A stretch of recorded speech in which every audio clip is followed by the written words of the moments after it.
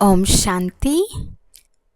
ఈరోజు దసరా పండుగ సందర్భంగా రుక్ని బెహన్ ద్వారా భోగ్ సందేశాన్ని విందాము.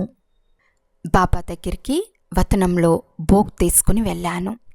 ఈరోజు వతనంలో బాబా దగ్గరికి చేరుకున్న వెంటనే వతనంలో రంగురంగుల ప్రపంచం కనిపించింది. వివిధ రకాల పిల్లలు కూడా కనిపించారు. అప్పుడు బాబా ఇలా అన్నారు, బచ్చి ఏం చూస్తున్నావు? అప్పుడు నేను బాబాకు ఇలా సమాధానం ఇచ్చాను, బాబా మీరు చూపిస్తున్న దృశ్యమే నేను కూడా చూస్తున్నాను. ఈ రంగురంగుల ప్రపంచానికి అర్థమేమిటో ఆ రహస్యం మీరు మాత్రమే చెప్తారు అని అన్నాను. ఒక్క సెకండ్ నిశ్శబ్దంగా ఉండి బాబా ఇలా సమాధానం ఇచ్చారు, బచ్చి బాబా దేశంలోనైనా విదేశంలోనైనా తన పిల్లల దగ్గరికి లేదా భక్తుల దగ్గరికి వెళ్ళినప్పుడు చాలా రకాల దృశ్యాలు కనిపిస్తాయి. ఈరోజు కూడా బాబా ఉదయం నుండే రంగురంగుల ప్రపంచాన్ని చూశారు. ప్రపంచంలోని మనుషులు కొన్నిసార్లు చాలా సంతోషంగా ఉంటారు, కొన్నిసార్లు చాలా మస్తీగా కూడా ఉంటారు. ఎప్పుడైనా ఏదైనా సమస్య వస్తే నిరాశకు గురవుతారు, విషాదంలో కూరుకుపోతారు. ఈ భావంతోనే బాబా దీన్ని రంగురంగుల ప్రపంచం అని అంటారు. బచ్చి కాలానికి అనుగుణంగా బాబా ఈ విషయాలను చెప్తున్నారు. ప్రపంచంలో ఈరోజు కూడా కాలానికి అనుసరించి బాబా నీకు దృశ్యం చూపిస్తున్నారు. అలాగే కాలానికి అనుగుణంగా ఏం చెయ్యాలో కూడా బాబా తన పిల్లలకు చెప్తున్నారు. ఈరోజు ప్రపంచంలోని ప్రజలు రావణుణ్ణి దహనం చేస్తారు, దసరాను జరుపుకుంటారు. ఒకవైపు సంతోషాలు కూడా జరుపుకుంటారు. దేవతల పట్ల ఎంత భక్తి భావన కలిగి ఉంటారు. దసరా జరుపుకోవటం, రావణుణ్ణి దహనం చేయటం జరుగుతున్న సమయంలో ఎవరైనా కోపం, అహంకారం, ఆవేశం, క్రోధం మొదలైనవి ఆవహిస్తే దాన్ని ఏమంటారు?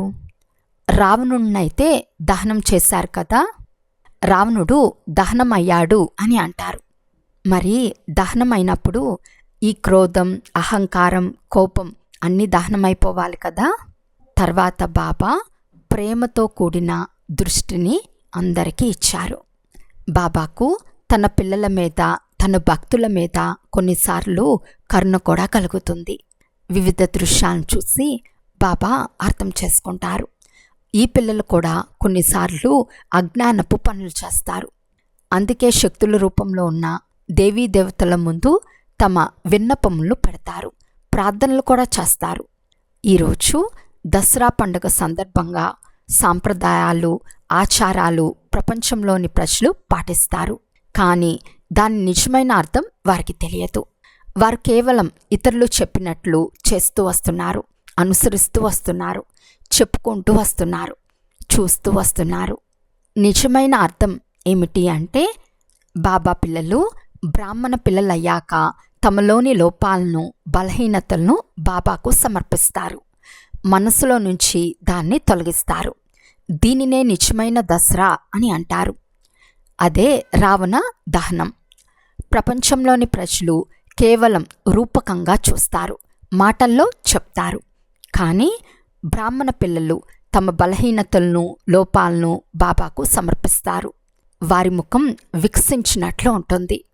అప్పుడు బాబా ఇలా అన్నారు, అందుకే కొన్నిసార్లు ప్రపంచంలోని దృశ్యాలను చూసి బాబాకు తన భక్తుల మీద గొప్ప దయ, కరుణ కలుగుతుంది. మరియు భక్తుల్లో అజ్ఞానం కూడా కనిపిస్తుంది. తర్వాత బాబా ముందు భోగ్ స్వీకరింపబడింది. బాబా కూడా ఎంతో ప్రేమగా భోగ్ని స్వీకరించారు. బాబా ఇలా అన్నారు, ఈ రోజున ప్రపంచంలోని ప్రజలు కూడా ఒకరికొకరు మిఠాయి తినిపిస్తారు. కానీ అది కొద్దిసేపు మాత్రమే ఉంటుంది. కానీ పిల్లలైతే మనస్ఫూర్తిగా మీ బలహీనతలను విడతారు. అదే నిజమైన దసరా. అదే మీరు బ్రాహ్మణ పిల్లలు జరుపుకునే దసరా. బాబా సోదర సోదరీమణులకు చాలా చాలా స్నేహపూర్వక, హృదయపూర్వక ప్రియ స్మృతులను అందచేశారు. ఎవరైతే బాబాకు భోగ్ స్వీకరింపచేశారో వాళ్ళకు ప్రత్యేకంగా బాబా ప్రియ స్మృతులను అందచేయటం జరిగింది. బాబా యొక్క ప్రియ స్మృతులను తీసుకుని నేను కిందకు వచ్చేసాను. అచ్చా, ఓం శాంతి.